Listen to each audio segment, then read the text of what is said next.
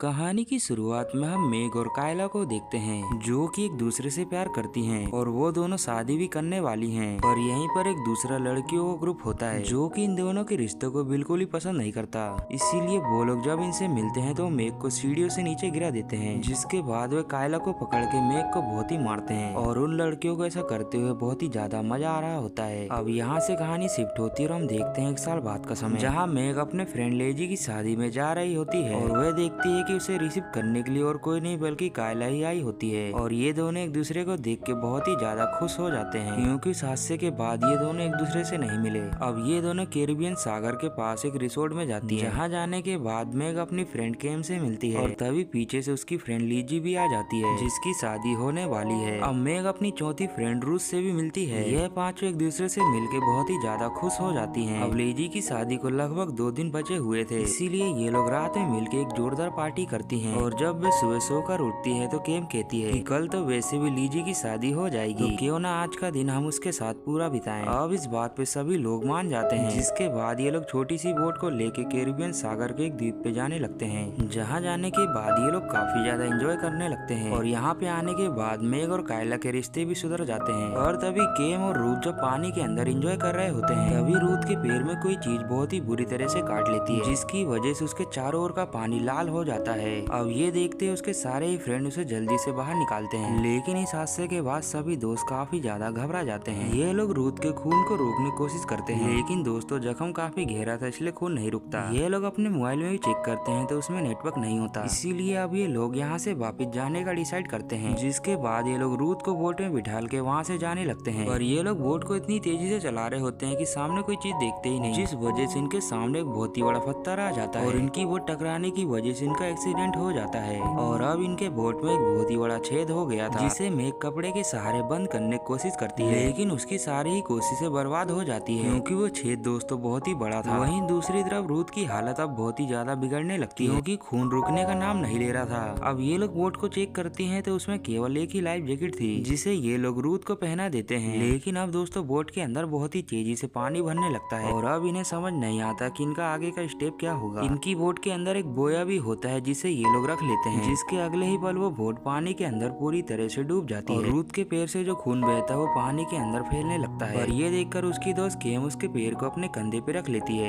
ये स्थिति दोस्तों बहुत ही ज्यादा घबराने वाली होती है। अब ये लोग जैसे तैसे फिर से अपने मोबाइल को चेक करते हैं तो अभी भी उन्हें नेटवर्क नहीं मिल रहा होता है और भीगने की वजह से अब मोबाइल भी स्विच ऑफ हो जाते हैं, इसीलिए ये लोग अपने मोबाइल को ही फेंक देते हैं। अब ये लोग सोचने लगते हैं कि हम लोग यहाँ पे क्यों आए थे और हमें यहाँ पे आना ही नहीं चाहिए था। अब ये लोग महसूस करती है कि इनके आसपास एक शार्क घूम रही है, जो देखकर ये लोग कम हलचल करने का डिसाइड करते हैं। लेकिन इसी बीच ये लोग रूथ को देखते हैं जिसकी अब मौत हो चुकी थी, जो देखकर ये लोग सभी लोग रोने लगते हैं। लेकिन अब जो भी हो इन्हें धैर्य रख के यहाँ से बाहर निकलने की तरकीब ढूंढना होगा। अब इनमें से इनकी एक दोस्त कहती है कि हमें रूथ की बॉडी को फेंक देना चाहिए, पर लीजी कहती है कि हम ऐसा नहीं कर सकते, वो हमारी दोस्त है। और थोड़ी ही देर के बाद वो लोग कहते हैं कि हम इसकी बॉडी को फेंक ही देते हैं, जहाँ सबसे पहले ये लोग उसकी बॉडी से वही जैकेट बाहर निकालते हैं और फिर ये लोग उसकी बॉडी को आगे की ओर ढकेल देते हैं। रूथ के पैर से जो खून बह रहा था वो पानी के अंदर अब बहने लगता है और उसी खून से आकर्षित होकर शार्क उसे आके खा लेती है। अब यह हादसा होने के बाद यहाँ पर केवल 4 लोग ही बचे थे। तभी कायला कहती है कि मुझे बहुत अच्छे से तैरते आता है, तो मैं यहाँ से जाके मदद लेके आती हूँ। अब इसके बाद कायला वहाँ से चली जाती है और उसके जाने के बाद ये 3 लोग जो बचे थे वो सोचते हैं कि हमें भी कायला के साथ चले जाना था। लेकिन तभी लीजी कहती है कि मत जाओ क्योंकि मुझे तैरते नहीं आता, और उसके मतलबी साथी नहीं मानते और दोनों तैर के वहाँ से जाने लगते हैं। लेकिन तभी अचानक केम के ऊपर शार्क हमला कर देती है, जिसकी वजह से उसका खून बहने लगता है। और अच्छी बात तो ये होती है कि उसकी जान बच गई होती है। लेकिन जब केम के शरीर से खून ज्यादा बहने लगता है तो उस खून से वह शार्क आकर्षित हो जाती है, जिसके चलते वे केम को एक ही झटके में मार देती है। अब ये सीन देख के बचे हुए लोग दोनों ही काफी घबरा जाते हैं, जहाँ लीजी कहती है कि मेरे घर वाले वहाँ शादी की तैयारी कर रहे होंगे और हम लोग यहाँ पे शार्क से लड़ रहे हैं। अब ये दोनों जब बात कर ही रहे होते हैं कि तभी इनके बाजू से बोट गुजरती है, जो देखकर ये लोग जोर जोर से चिल्ला के हेल्प मांगते हैं। लेकिन वो बोट देखते ही देखते इनके सामने से गुजर जाती है। अब इनके पास एक उम्मीद दिखी थी वो भी टूट गई। वहीं दूसरी तरफ कायला तैरते तैरते काफी दूर तक चली जाती है और अब दोस्तों कुछ ही देर में वहाँ पे शाम भी हो जाती है और रात आते ही वहाँ पे एक भयंकर तूफान भी आ जाता है, जो देखकर लीजी कहती है कि अब तो हमारा मरना पक्का है।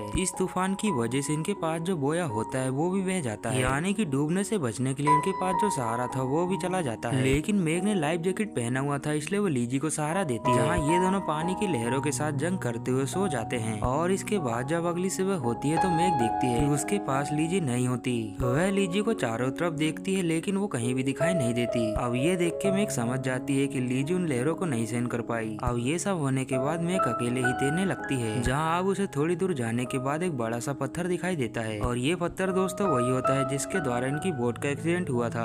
अब उस पत्थर को देख के इससे पहले कि मेघ वहाँ तक पहुँच पाती, इस पर वही शार्क हमला कर देती है, जिसकी वजह से मेघ जख्मी हो जाती है और उसके शरीर से खून बहने लगता है। अब इससे पहले कि वो शार्क दोबारा इस पे हमला करती है, मेघ अपने लाइफ जैकेट को उतार के उससे अपने खून को पोंछती है और फिर वो जैकेट को अपने से काफी दूर फेंक देती है। और वह जैकेट पानी में गिरते ही उसका खून चारों तरफ फैलने लगता है, जिससे आकर्षित होकर वह शार्क उसी ओर जाने लगती है। और इसी बात का फायदा उठा के मेघ उस पत्थर की ओर जाने लगती है, पर वो शार्क जल्दी से जैकेट को खा के इसकी ओर ही आने लगती है। और वो शार्क इससे पहले कि मेघ को खाती, मेघ उस पत्थर पर पहुंच जाती है। अब वहाँ पे पहुँचने के बाद मेघ काफी ज्यादा थक जाती है, इसीलिए जब वो लेटती है तो उसकी नींद लग जाती है। और इसी बीच उसका जख्मी हाथ पानी के अंदर चला जाता है, जिससे अब पानी के अंदर खून बहने लगता है। और ये देखकर वो शार्क इससे पहले कि उसके ऊपर हमला कर पाती, वहाँ से मेघ अपने हाथ को हटा लेती है। अब मेघ खड़े हो जाती है और देखती है कि उसके पास दो शार्क चारों तरफ घूम रही है। और तभी उसका ध्यान सामने की ओर जाता है, जहाँ अब काइलर रेस्क्यू टीम को वहाँ लेके आने लगती है।